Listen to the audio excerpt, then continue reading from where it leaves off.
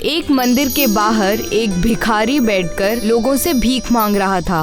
वो बहुत भूखा था और काफी देर से वहीं पर बैठा हुआ था। अब उसे कोई भी भीख नहीं मिल रही थी। भगवान के नाम पर कुछ दे दो, 2 दिन से मैंने कुछ भी नहीं खाया है।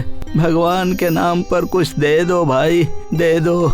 इतने में वहाँ पर एक बड़ी सी गाड़ी से उतरकर 2 लोग आते हैं। वो दोनों दोस्त होते हैं। उनका नाम आलोक और अक्षत होता है। आलोक एक बहुत बड़ी कंपनी का मालिक होता है और अक्षत उनका पार्टनर होता है। आलोक, इस वक्त तुम मुझे मंदिर क्यों लेकर आए हो? कुछ देर में ही तो हमारी मीटिंग है। मेरा मन कर रहा था कि भगवान के दर्शन करके फिर चलते हैं। आलोक और अक्षत सीढ़ियाँ चढ़ने लगते हैं। वो भिखारी आकर अक्षत का पैर पकड़ लेता है। अक्षत खौफ खा जाता है और उसे भागने लगता है। आलोक ये सब देख ही रहा होता है। साहब, कुछ दे दो साहब, भगवान भला करेगा। मुझे बहुत भूख लगी है, 2 दिन हो गए, मैंने कुछ भी नहीं खाया है, कुछ दे दो। अरे ये क्या कर रहा है? छोड़ मेरे पैर, पूरे कपड़े खराब कर दिए। जा यहाँ से, जा किसी और से भीख मांग।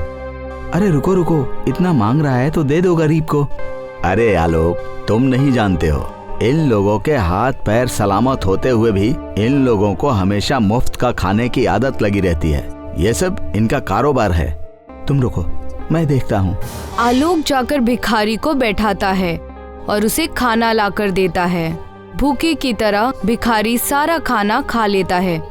फिर आलोक उससे पूछता है, क्यों भाई, तुम्हें इस तरह से भीख मांगने में अच्छा लगता है क्या? तुम्हारे हाथ पैर सलामत है, तंदुरुस्त हो तो तुम कुछ काम करके भी अपना पेट पाल सकते हो। हाँ साहब, पहले मेरी दुकान थी समोसे की, उससे मेरा गुजारा अच्छा होता था। मेरी बीवी भी मेरे साथ थी, पर वक्त ने ऐसी करवट ली कि उसे खतरनाक बीमारी हो गई और उसके इलाज करवाने में मैं बर्बाद हो गया, मगर वो बच नहीं सकी। अब मैं उसकी याद में पागलों सा घूमता हूँ। मेरे पास पैसे भी नहीं है कि कोई नया कारोबार शुरू करूं। भिखारी की कहानी सुनकर आलोक की आंखों में आंसू आ जाते हैं। वो उसकी मदद करना चाहता है, इसलिए कहता है, तुम्हारे साथ बहुत बुरा हुआ है, मैं तुम्हारी मदद करना चाहता हूँ। तुम जो भी कारोबार करना चाहते हो उसके लिए कितने पैसे की जरूरत है? भगवान आपका भला करे जनाब, आप जैसा नेक इंसान तो मैंने पहली बार देखा है। मैं अपना खाने का कारोबार करना चाहता हूँ। ठीक है, क्या बनाओगे तुम? समोसे की दुकान तो बहुत है, इस शहर में तुम कुछ अलग करो। मैं तुम्हें पैसे दूंगा, जब तुम्हारी दुकान चलने लगेगी तो मुझे वापस कर देना। मैं मिसल पाव की दुकान शुरू करना चाहता हूँ। मेरी बीवी को भी मिसल पाव बहुत पसंद था और मैं बहुत अच्छा मिसल पाव बनाता हूँ। ठीक है, चलो तुम हमारे साथ। आलोक और अक्षत उस भिखारी को अपने साथ लेकर आते हैं और फिर उसके लिए एक ठेला और सारा सामान खरीदते हैं। उस पर वो दमदार मटका मिसल पाव के नाम से मिसल पाव बेचना शुरू कर देता है। वो अपना ठेला आलोक और अक्षत के ऑफिस के नीचे ही लगाता है। आइए आइए, खाइए, आइए, महाराष्ट्र का स्पेशल मटका मिसल पाव खाइए। एक बार खाएंगे तो बार बार आएंगे। आइए भाइयों। मटका मिसल पाव वहाँ के लोगों के लिए एक नई डिश होती है, इसलिए उस भिखारी के ठेले पर अच्छी खासी भीड़ जम जाती है। काफी सारे लोग आते हैं और उसके मिसल पाव बड़े शौक से खाते हैं। आलोक और अक्षत के ऑफिस के सभी लोगों का ये रोज का रूटीन बन जाता है। सभी के बीच उसके मटका मिसल पाव की बहस होती है। सुनो भाई, तुमने नीचे वाले ठेले से वो मिसल पाव खाया? मैंने तो आज तक ऐसा मिसल पाव नहीं खाया था। हाँ भाई, वो बहुत ही जायकेदार बनाता है, मुझे तो बहुत पसंद आया। मैं तो अपने परिवार वालों को भी ले जाकर खिलाया। मैं जब पुणे में रहता था तब वहाँ पर मिलती थी। घर की यादें ताज़ा हो गईं। एक दिन विदेश से एक बहुत बड़ा क्लाइंट आलोक के ऑफिस में आया होता है। उसका नाम सिद्धार्थ होता है और वो भी आलोक का दोस्त ही होता है। वो जब गाड़ी से नीचे उतरता है तो उसे भिखारी का ठेला दिखता है। वो उस छोटे से ठेले को देखकर हैरान हो जाता है कि इतने बड़े ऑफिस के सामने ये कैसा ठेला लगा है। और तो और इतने बड़े ऑफिस में काम करने वाले लोग इस ठेले से खाना खाते हैं। वो जाकर आलोक से कहता है, आलोक, तुम्हारे इतने बड़े ऑफिस के लोग इस छोटे से ठेले का खाना क्यों खा रहे हैं? तुमने इस ठेले को अपने ऑफिस के सामने खड़ा ही क्यों किया? अगर मैं होता तो सबसे पहले इस ठेले को यहाँ से हटाता। पूरे ऑफिस का लुक खराब कर दिया है इसने। नाम भी कैसा है, दमदार मिसल पाव। तुम्हारे ऑफिस के लोग मिसल पाव कैसे खाते हैं यार?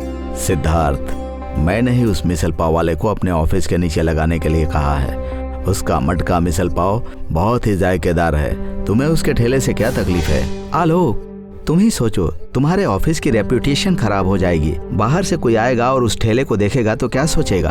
तुम एक बार उसका मिसल पाव खा कर तो देखो, फिर तुम बाकी सब कुछ भूल जाओगे। नहीं, मैं इस तरह का अनहाइजीनिक खाना नहीं खाता। ना जाने कैसी चीजों से बनाता होगा। इन सब बातों की फिक्र मत करो।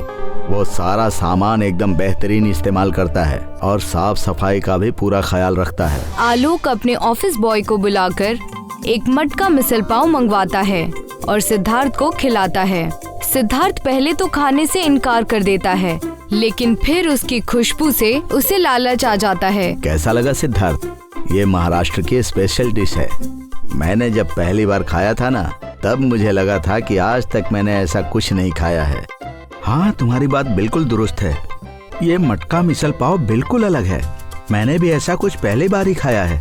ये ठेला तुम्हारे ऑफिस के नीचे ही क्यों लगाता है? आलोक सिद्धार्थ को मिसल पाव वाले की कहानी बताता है। सिद्धार्थ को आलोक की बातें बहुत अच्छी लगती हैं। आलोक, तुमने ये बिल्कुल गलत किया है। मैंने क्या गलत कर दिया? अरे, तुम अभी तक उस मिसल पाव को ठेले पर ही बेचवा रहे हो। ये तो बहुत बड़े बिजनेस अपॉर्चुनिटी मिस कर दी तुमने। यहाँ के लोगों के लिए ये डिश बिल्कुल नहीं है। हम मिलकर इसे पूरे शहर में फेमस कर देंगे। चलो, चलकर उस आदमी से बात करते हैं कि वो इस बात के लिए तैयार है कि नहीं। सिद्धार्थ और आलोक जाकर उसको सारी बात बताते हैं और उसे कहते हैं कि उसे अपनी रेसिपी शेयर करनी पड़ेगी। ये बात सुनकर वो बेहद खुश हो जाता है कि उसके तरीके से बनाए हुए मटका मिसल पाव पूरे शहर में बिक पाएंगे। उसके बाद धीरे धीरे आलोक इसकी फ्रेंचाइजी खोलता जाता है और उसका मालिक उस आदमी को बना देता है। उसकी फ्रेंचाइजी बहुत अच्छी चलती है और पूरे शहर में दमदार मटका मिसल पाव के नाम से बहुत सारी दुकानें खुल जाती हैं और पूरे शहर में मटका मिसल पाव मशहूर हो जाता है।